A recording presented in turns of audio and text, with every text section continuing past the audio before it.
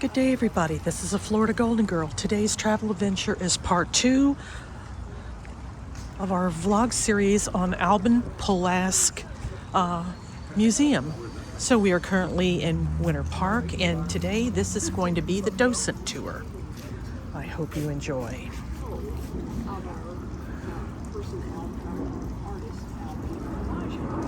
Alban moved here when he made this post-stroke with a likeness on the face of the carcass and said, "You'll be out in the courtyard playing music for a very long time." And there she is, and she's beautiful, and she's a perfect example of two of his beliefs that he infused into his sculpture. One is that it should have movement, and the movement should look very natural. And I think he would agree. She looks like she's just getting ready to pop that heart. She's listening attentively. The second one is that he believed that unlike sculptures of the late 1800s, very early 1900s, they were usually ornate on the front, were very plain on the sides and the back. He believed that you should be able to walk around the sculpture and it's got interest,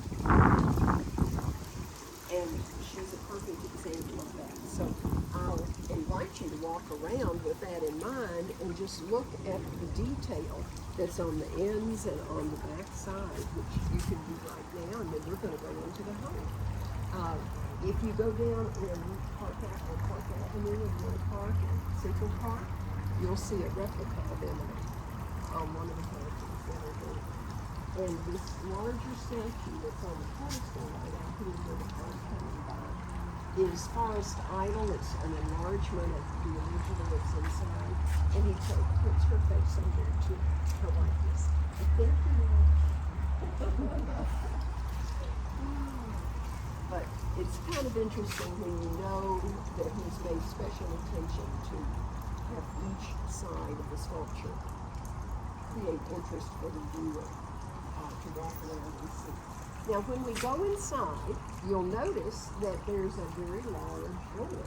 Well, he was planning in his first desire for having this home, he's planning on this being his man cave. He's not married, he's able, he's had years and years of art where he's taught, instruction himself, highly successful career. Large door because big pieces of stone and wood are going to be coming in and out here. So come on in and experience his studio, which looks now more like a living area, but think about it back in 1950 when you first moved in. So this is 1953. I'm going to leave the door open, so come on in after you pay for the tour, if you want to.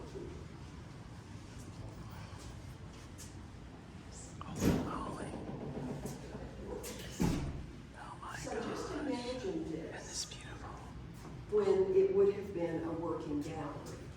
Over there are the tools that he would have been using. So you had to be strong, able, and it would have been very dusty, perfect concrete floor, wonderful lighting. He could go upstairs, look down on his sculpture, make changes from that different viewpoint. His bedroom and bath were upstairs. He got to enjoy those for 5 months. Then he had to move downstairs to this small bedroom and bath that's down the hall. And all of this was his art studio. If you would like. But in here, we're going to talk about some of the pieces that he did and answer any questions that you might have with that. So while we're here, let's go over towards under the crucifix, toward the nativity scene. When Alban was a young boy growing up in French-stopped Czechoslovakia, which was part of the Austro-Hungarian Empire at that time, he was the 7th son in the family, a devout Roman Catholic family, and one daughter followed him. Alban was just a little bit different than the rest of his brothers, who were great students and had gone on to have good occupations. He liked school and almost fought his mother to not go. And when he was 9, his dad passed away, and he helped his mom run the inn, the family inn, and he was very happy to be doing that. Now, in his biography, he is described that as a young boy, he could draw with perspective. Very talented, no lessons, he could already do it. When he picked up a knife and a piece of wood and started carving, he was a master at it already, no lessons. Here's the Nativity he finished by the time he was 16. And if you want to walk up a bit closer and look at it, the detail is pretty amazing. No art lessons, nothing. That's just the innate talent that he had. So he's obviously talented. Doesn't have an education. This is late. He was born in 1879. So by that time period, 1890s, you don't have an education, you have to have a craft, you have to have a trade. So his mom tries many apprenticeships, didn't like any of them. Finally settles in Vienna as a wood carver, gets his credentials. His brothers come home for Christmas from Minnesota, 2 of them, where they are priests. And they say, Alban, the Midwest is exploding. It's being settled. Churches are being built. Come back with us, you'll find work. So he does. So he's the typical immigrant story of getting on the ship, coming with not a language yet, but he had a good ear for the language. And he had support with his brothers there. He immediately got a job in Minnesota, in Wisconsin, later working on religious figures, which he was able to carve without a lot of training. He had an apprenticeship, that was it. No formal art training at that time. So he's very successful, and he's getting bored. Can you turn that top latch for me, please? Thank you. Because he can do this. And he says, you know what, if I'm going to do anything else with myself, I've got to go to school. I just have to literally bite the bullet and do it. So, as a young man, 1905, he's 25 years old. He's already a little behind the curve. But he decides to apply for enrollment in the Pennsylvania Academy of Fine Arts. And he's accepted, and the rest is history. He just succeeds. This self-portrait here in the corner is him about 26, 27, and he has to study painting as well as sculpture, all the arts. And he had this as a class project. They had to do a self-portrait. His teacher was William Merritt Chase, and he says to him, Alban, I know you want to be a sculptor. Stop. Paint. He thought he was that good, and he was. And Alban thought about it, seriously thought about it, and he said, no, sculpting's my heart. So he continues on with his schooling there, and he creates this statue, Aspiration, again showing his wonderful ability to show that movement and to show the interest. We have mirrors generally behind a lot of our work so that you can see all sides of his work, because that was a part of his credo. And he wins. Here he is again. I just think it's such a wonderful story. Comes with no education. He's had only a few years of art school. He creates something so good. He wins a 3-year study scholarship in Rome. He wins a Pre-Rome scholarship, goes to Rome, works at the American Academy of Art, which is still in business, and he succeeds again like crazy. When you came in along the driveway, you may have noticed a real tall bronze that the young man is striding and his arms are out with the sword. He created that when he went in 1911, and he had it entered in the 1913 Paris Exposition, which was the creme de la creme of all art shows. He gets an honorable mention. Amazing. So he comes back in 1916 to New York City, and he he has a young student come to see him because he's been asked to be the art head sculptor at the Art Institute of Chicago. And this young woman was Ruth Sherwood, who becomes his first wife. She's the one he visits when he comes down here at Christmas and finds his property. And she is the author of his biography. She learned Czechoslovakian so that she could go over and interview people who knew him. And because she wrote that, we know so much more about him. And it's titled Carving His Own Destiny, because for Alban, you may have noticed the other big limestone sculpture in the driveway as you came in. That was his last work, and you see the picture, below the bronze that's there, in his wheelchair, working with Joseph Bailey, a friend and fellow sculptor who helped carve the faces of Mount Rushmore. Alban could hold the chisel and angle it the way he wanted it, but somebody had to hit the hammer, because he had to hold it with his right hand and the left side was paralyzed. So here they are, working on that monumental piece out there. That was his 53rd and last of the series that he did over his lifetime. Here he is at a younger age, probably at the Art Institute of Chicago, creating yet another one of man carving his own destiny. He painted as well. He was equally good in both art fields. And he felt that his life had been such a struggle, a lot of it his own making, to find out who he was and to bring forth his talents. So that's how he, as an artist, imagined his struggle. And I think it's just such a powerful piece. And he did lots and lots of renditions of that. Now looking again at the sculpture, at the painting there of his self-portrait, if you look up on the wall, you'll see him in his last self-portrait at age 85, when he portrayed himself as a very vibrant, healthy man, doesn't he? So he really hung on, just milked everything out of life. He's just an amazing man to gain from in his life story. The bottom leaf of the harvest and the one on the wall of acoustics, Benjamin Fernandel, were done by his first wife, student, with her fellow instructor, Ruth Sherwood. We don't have many of her pieces because she was a lot of chronic conditions, so we don't have as many of those. Now, looking above the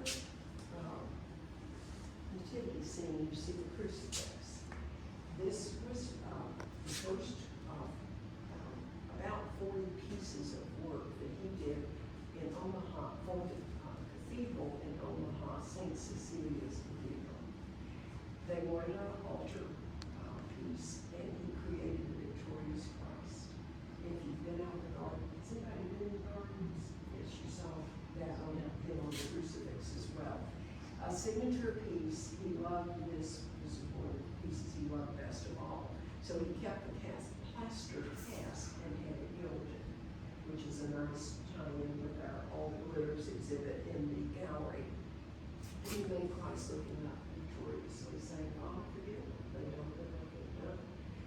And it's in bronze. If you went to Omaha, you went in the church, in the cathedral, you would see it over the altar in bronze rubbed with patina. And then on the landing, you see Our Lady of Corn, Madonna of the Corn. Nebraska is the Cornhusker state, so you want your harvest blessed. And this is a sketch. She's in plaster.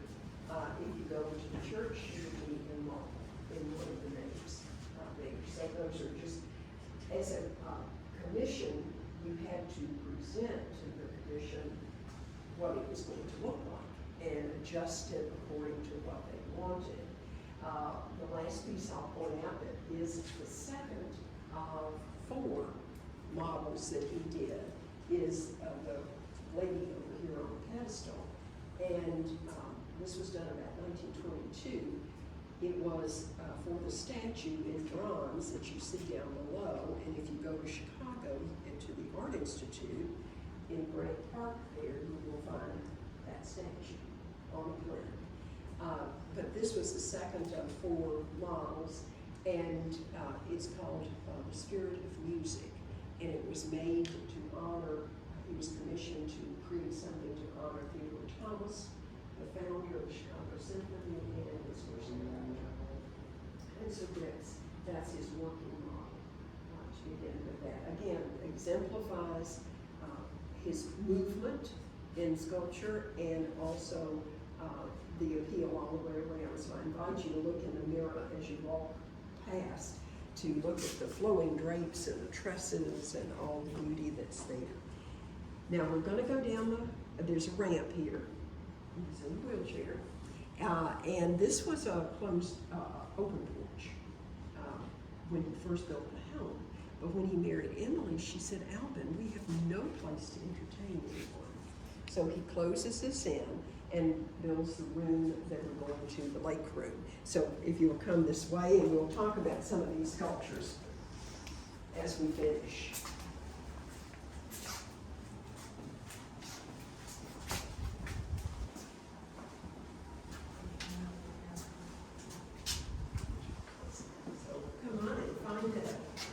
We'll see a short film.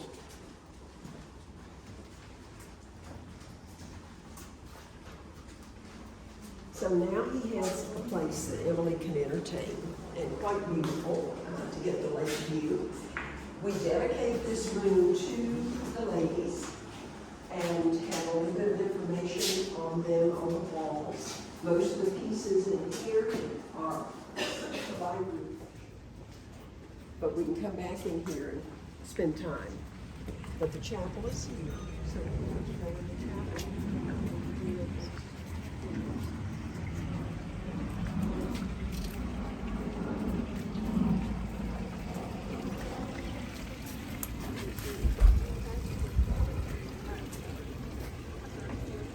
And he would, they say he would come out and roll out in the morning and ring the bell at about 8 o'clock in the morning. Whether his neighbors appreciated that or not, we'll never know. So come on in.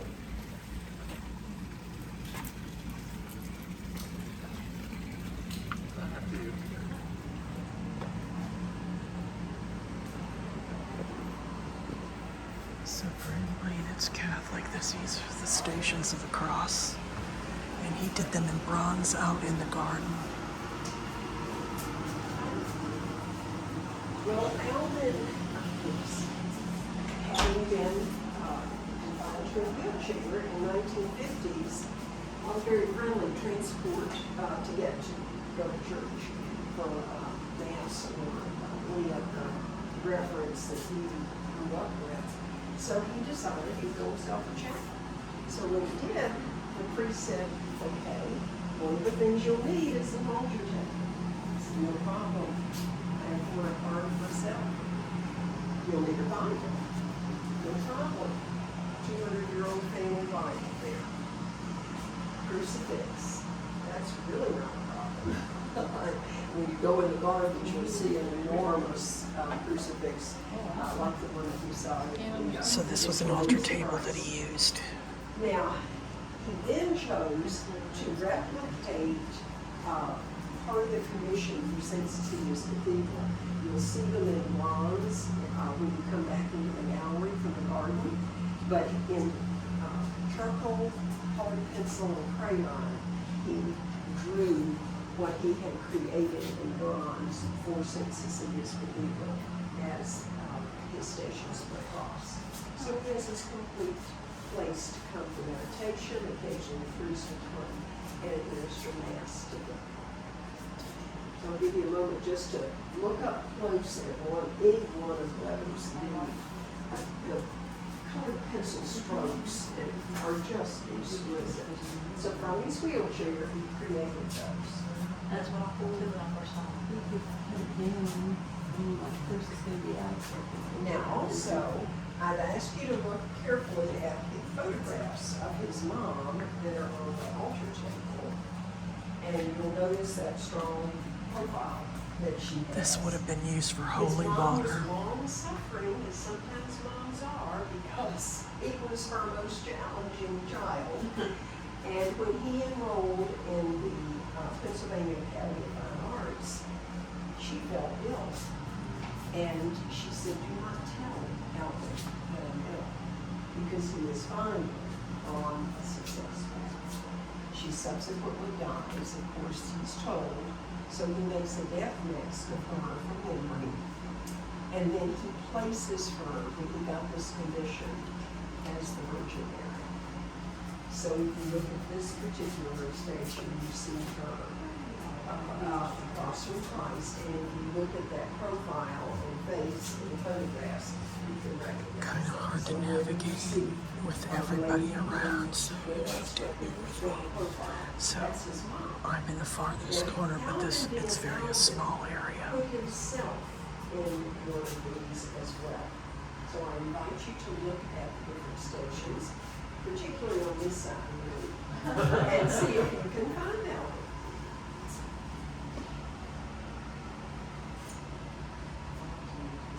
Found him.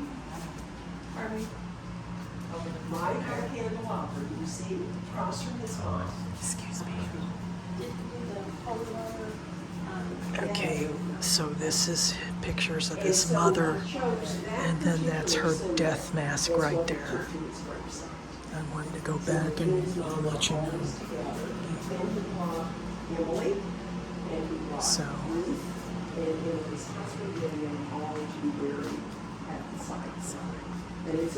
okay, so we're gonna go outside. I drive by there and I don't drive through it to find the burial site. But it was a wonderful respite for him to come and be able to commune and have a priest visit occasionally. So this is where we typically end our tour. Thank you. And from here you can go to the gardens, or you can come back into the home with me and look at the sculptures that are in that center. Because I'm not doing any of the gardens because it's really important. All right? So,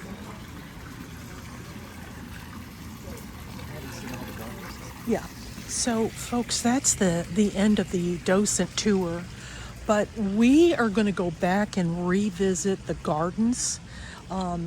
As you could see, the gentleman in front of me is my sidekick. And so the sidekick wants to take a look at the gardens. And when I look at this reminds me so much of Nearling Gardens in a way. So we're going to go back and relook at everything again in a little bit more detail.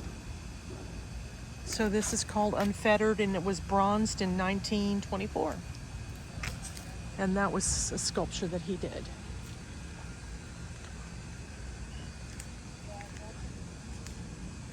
I would have thought that the docent would have talked a little bit more about the gardens. How was it laid out? Who designed it? Which was a little bit disappointing. But that's okay. We'll walk the pathways and we'll let nature tell its own story. Now, if you remember again, our tour Nearland Gardens kind of gives you that vibe, but it's more sculpted. So we seen this in last week's vlog, Pilgrim at the Eternal Gate. Now remember, he interned in Rome, Italy, and you know Rome was the world's most place that sculptures would go to apprentice. And so all of the masters were there, so he had quite an extensive education. And so this is a tribute to Jack Christmas. So Eastern Europeans, let's talk a little bit about them. Eastern Europeans, especially famous ones like Pola Negri, who was a devout Catholic. She was from Poland, silent film actress. We're going to do a vlog on her in our upcoming adventures. And she was very devout, so she would go to Mass every day. So for those of you that are Catholic, there is always, no regardless of where you're at in the world, Mass is said every day around 8 o'clock in the morning. How would I know that? I've been to a couple of morning Masses. So remember in previous videos I said, if you ever happen to find yourself in Florida, and if you ever happen to be near the edge of the lake, always be careful of what lurks over in the hidden brush. Now, am I saying there's gators here? I honestly don't know. But I hoped you enjoyed the docent tour part of this video. It was interesting, but a lot of the people there were a little bit awkward because I didn't want to include a lot of the people in the video. Who the hell's my sidekick's over there lingering around? And so kind of became a little bit uncomfortable. And I had to close.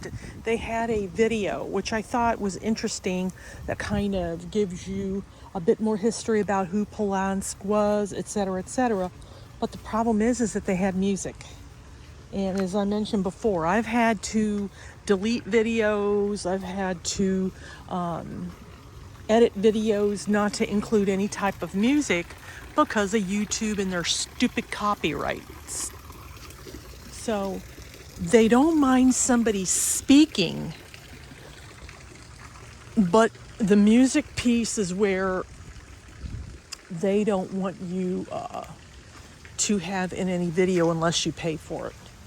And while I understand that, it just makes it difficult for people like me that want to bring quality content. So that's why that piece is edited out, and I do apologize. Now, in my last vlog, I talked about how I really look at pieces of art, and I look at that. That shows the mischief of Pan. I've seen sculptures of Pan in Rome.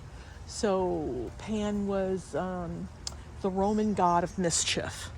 I'm sorry, when I was a kid, I loved mythology. I love Roman mythology, but more Greek mythology. So as I get older and I look at those pieces, I look at them with a different eye. Because I've got more knowledge about the art world, etc., etc. And although I've never talked about this, I am a very religious person.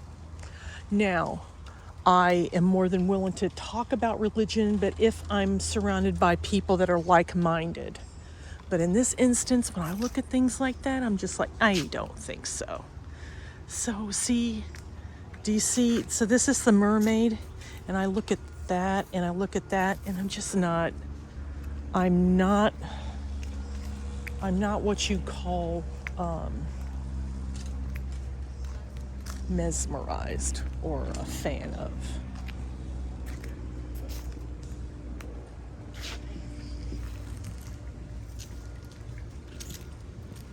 Hi. Okay, so now we're going to make our way to the dock.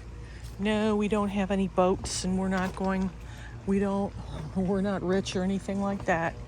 But I wanted to bring something to your attention. When we were at Nearling Gardens, one of the interesting things that the lady pointed out was that when rain comes in,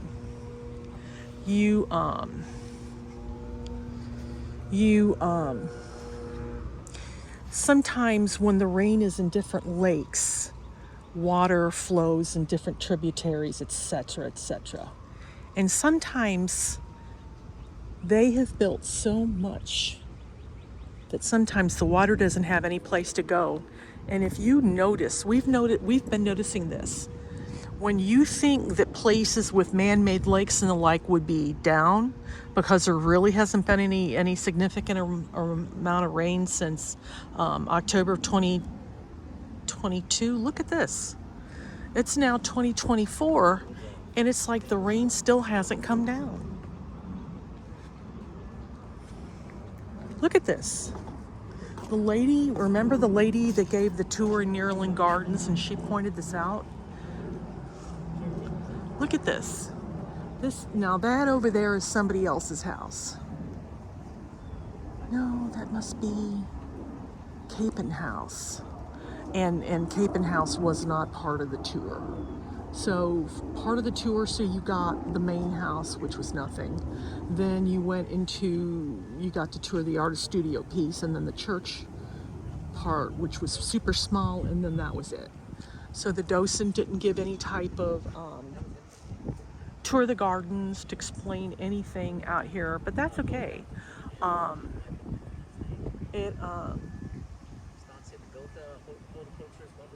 Nearland Gardens.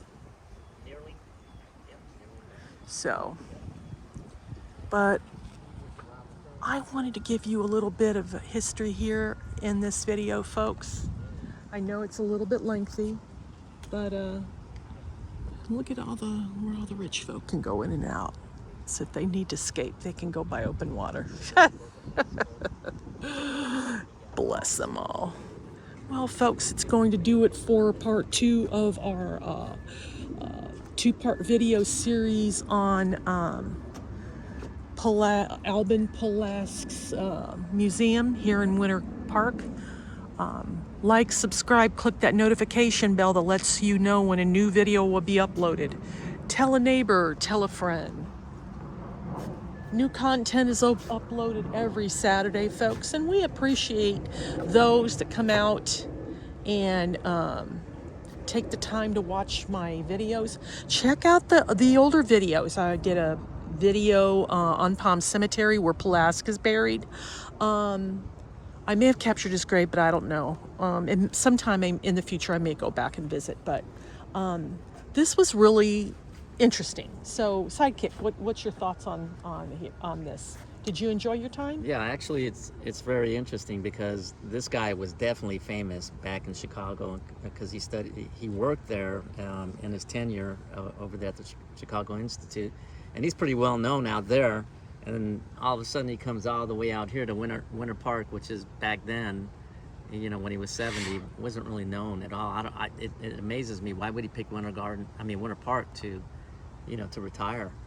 So he must have known a lot of people out here, friends. That would be the only thing that brought him here. And the reason why that makes sense, and I'll tell you why. We did if you go back and you take a look at the vlog that I did on Slovak Cemetery. Remember, there was a village called Slovak Village, and that was in Orlando Winter Park area. So remember, many parts of Florida were all immigrant, heavily German, British, Spanish. So he may have played some type of part in that Slovak type of immigrant community. And so I don't know what that history is, but this is certainly another piece of that puzzle. We found Slovak National Village, we found Slovak Cemetery, and now we have a Slovakian immigrant that made his mark on the world, and he died in Winter Park, and he retired here. Well, folks, again, you heard the words of my sidekick. We truly enjoyed our time. Again, you can go and Google Alban Polask for more information if you're ever in the area. He's here in Winter Park. The hours of operation, as I mentioned before, are from Tuesday to Sunday, 10 to 5. The docent tour is not extra. So for seniors, we're $10. They're for adults, I think, is like 11 or 12. Is it worth it? Yeah, sure, why not? I mean, you get a lot. You can hang out in the gardens for a while if you so desire. But I mean, it's just a garden with a bunch of statues, but there is a historical intent here. So you heard me rambling on. I hope you enjoyed this series again. Thank you for watching. Sidekick. So, again, thanks for watching. And from me and the Sidekick, so long for now. Bye.